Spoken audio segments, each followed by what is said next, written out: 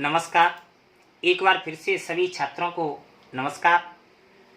आपका कल जो वीडियो भेजा गया था उसमें आपको क्रिया की परिभाषा और क्रियाओं के प्रकार बताए गए थे। एक बार फिर से मैं थोड़ा सा रिवाइज करा देता हूं कि जिन तत्वों से या जिन कार्यों से, जिन शब्दों से किसी कार्य का करना या होना पाया जाता है उसको क्रिया कहते हैं। संस्कृत में बताया जाता है कि किसी धातु के पीछे यदि हम ना प्रत्यय का प्रयोग करें तो वह क्या बन जाती है? क्रिया बन जाती है। इसके बाद में मैंने आपको बताया था क्रियाओं के भेद।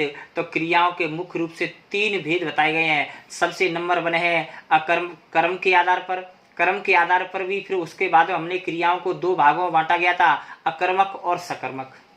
उसके बाद में प्रयोग या रचना के आधार पर, तो प्रयोग या रचना के आधार पर हमने क्रियाओं को 8 भागों में बांटा गया था। सामान्य क्रिया, संयुक्त क्रिया, पूर्वकालिक क्रिया, प्रेरणात्मक क्रिया, नाम धातु क्रिया, कृदंत क्रिया, सजातीय क्रिया और सहायक क्रिया। तीसरा भेद में हमने आपको बताया था कि काल के आधार पर या समय के आधार पर, तो काल या समय के आधार पर क्रियाओं को 3 भागों में बांटा गया है, वर्तमान कालिक क्रिया, भूतकालिक क्रिया और भविष्यकालिक क्रिया। उसके बाद में वर्तमान काल को 5 भागों में, भविष्य काल को 4 भागों में और भूतकाल को 6 भागों में बांटा गया है। आज इन्हीं प्रकारों का आपको विस्तार से वर्णन कराया जाएगा। तो सबसे पहला भेद आता है कर्म के आधार पर, कर्म या अर्थ के आधार पर। यदि आपसे पेपर में कर्म न देकर के अर्थ पूछ लिया जाता है तो भी आपको यही बतानी है कि कर्म या अर्थ के आधार पर क्रियाओं के कितने भेद होते हैं? 2 भेद होते हैं। कितने होते हैं? 2 भेद।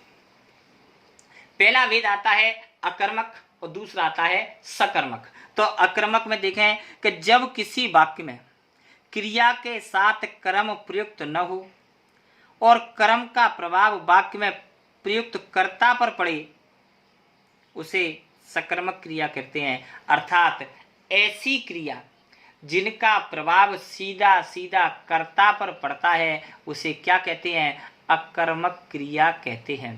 अर्थात वे क्रिया जिनमें कर्म नहीं होता है और कर्म का प्रभाव, अर्थात कर्म का आवास कई वाक्यों में होता है लेकिन कर्म नहीं होता है, सीधा सीधा क्रिया का जो प्रभाव है वो किस पर पड़ता है? कर्ता पर पड़ता है। किस पर पड़ता है?